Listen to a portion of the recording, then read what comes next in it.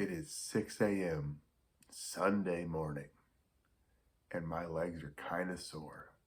I was wondering how hard this challenge was going to be, and after our first run, I can tell it's going to be pretty difficult, at least for the first few days. I really don't want to have to get behind in the schedule. I'd like to stay up to up on the pace, but like I said, injury prevention is the number one thing.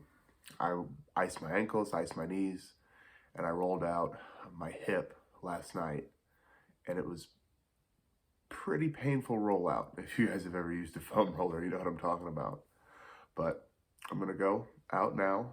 I'm gonna throw on my reflective gear and hopefully get 4.4 miles, but I'm gonna try to listen to my body above all else. So let's go run. Let's see how it works. All right, behind me is a cul-de-sac that is exactly 2.2 miles away from my house. So I found my aiming point for these next runs. My left hip is locked up. I've got a cut on my foot. I don't know how that happened. And I was really, really sore to start out. And then I just recently kind of hit my stride where I feel like I can actually move my legs. So time to go home. 2.2 more miles. I will see you guys after the run. All right, quick check-in. Murphy Candler Lake that I run past. It's pretty. And we are done. Another 4.4. Change of clothes. I caught my freezing cold shower. And then I realized that my day wasn't actually over. I still had to mow the lawn. We've been talking a little bit about how difficult this challenge is, and it's something that I'm still trying to figure out. But any of these long-term things, any push to better yourself, push for discipline, it's not really the individual act that's the hardest. I think that you can always run, you can always eat a certain diet. It's the fact that you have to do it while continuing with your regular life. So work, kids, school, in my case, mowing the lawn, those things have to continue, even if your hip has stopped working and your ankles are starting to lock up. But it's okay. I pushed through it, got the yard mowed. Let's bring out the big board. All righty, we got some more to color in. So 4.5 plus basically 4.5, it's 9, a little less than 9. So very good, let's fill this in.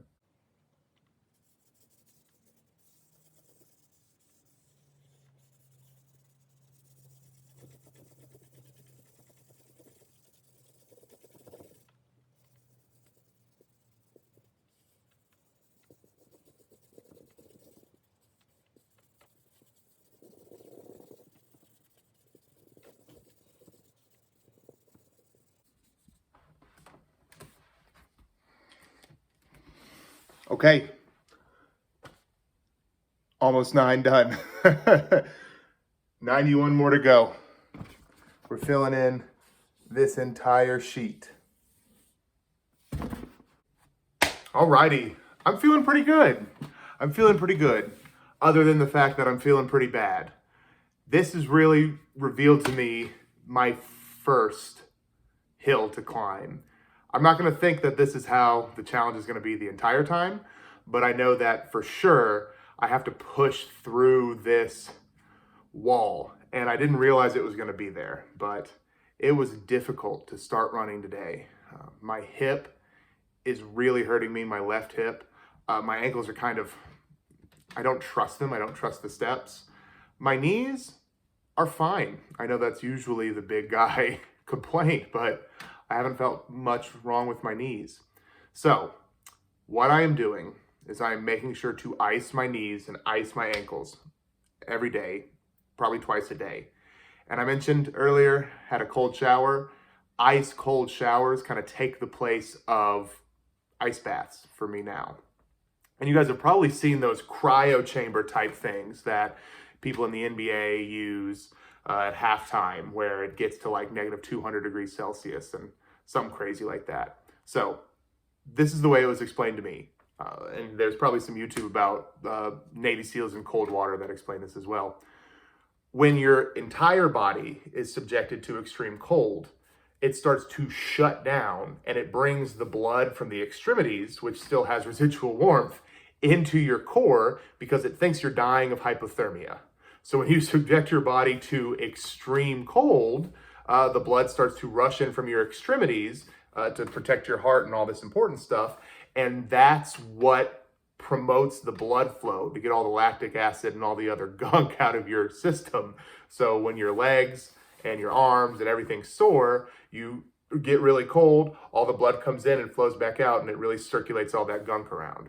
So if you have ever wondered why anyone would possibly take a cold shower, there you go. You might want to try it. What I do is I start off kind of tepid, and then I slowly turn the hot water off because I'm not trying to jump into that cold water right off the bat. It's helping. It's helping. And we will see tomorrow how much it helped, because tomorrow we're doing another 4.4. And I will see you there before and after. I'll give you the updates of what's going on. If you have any questions, please leave me a comment. I'm available on Twitter, Instagram, all that other stuff. I want to engage with the questions that you might have, because otherwise I'm just talking to myself. But that's what I do usually anyway, especially when I run, just talking to myself. Thanks. Have a good one.